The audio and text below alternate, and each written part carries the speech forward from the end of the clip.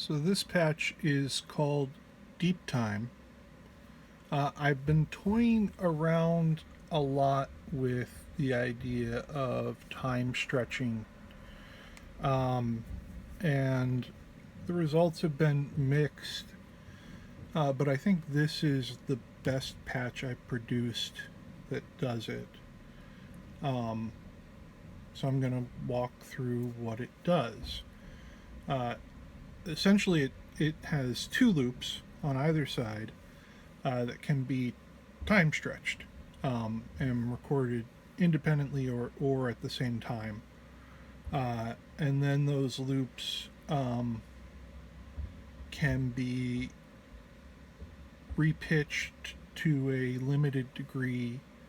And then they go through a plate reverb to add texture.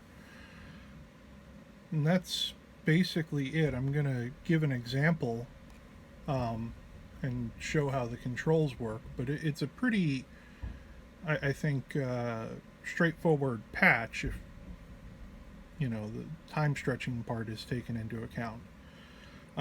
So the first thing I'm going to do is just slave the left, this looper to the left stomp switch. So when I record in one, it records into both looper buffers. You can unslave that. And that has a couple of advantages if you want to create, two different speeds for the same thing. It's very easy to record that way. And I'm just using the cheapest microphone that Radio Shack had to offer, going into a very expensive JH color box, which seems inappropriate. And I'm just going to record a simple, I'll just record it. 1, 2, 3, 4. Okay. I'm going to turn up the volume on my monitors.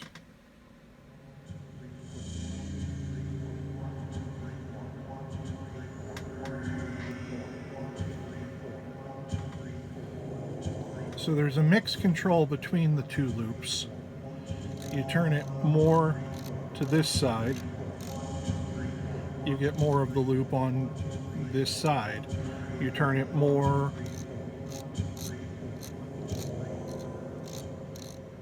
to this side, you get more of the loop on this side. Let's turn down the reverb for a second.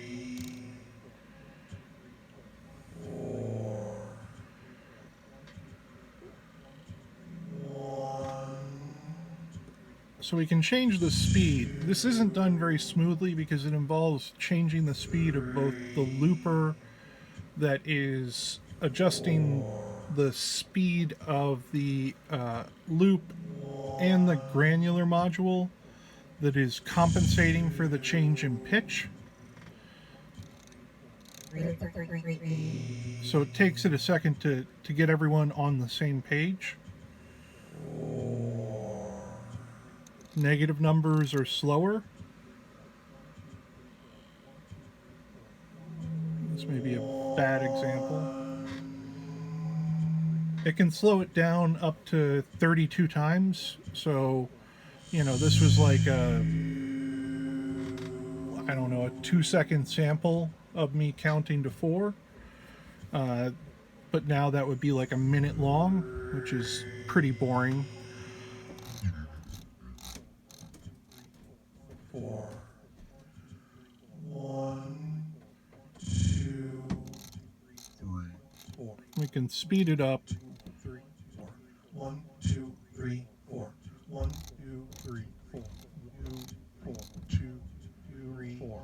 3, 4. 3, 4. And at a certain point going forward, sound just sort of starts to overlap. There's a limitation to how much you can compress things forward.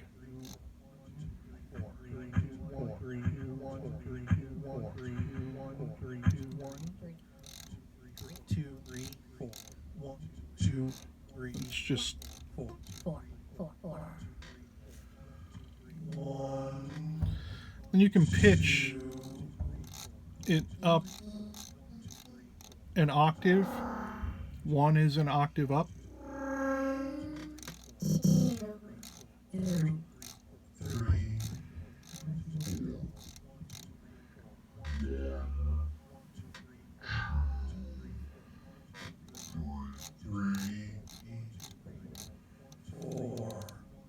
Minus one is down an octave. And then you have some foot switch controls. So the middle stomp switch, these two stomp switches, left and right, control that loop, or that voice, I guess. The middle stomp switch cycles through different modes. It'll always open in record mode. Red means recording. And then in lime, I think that's lime, you can reverse.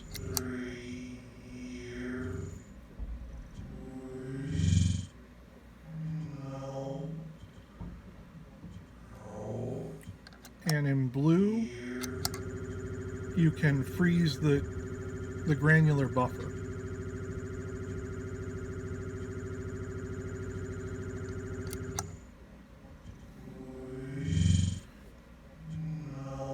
And that's pretty much it. There's a reverb.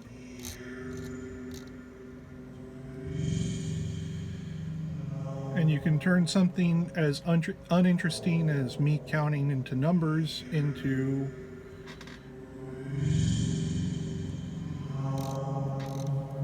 maybe a relatively interesting soundscape.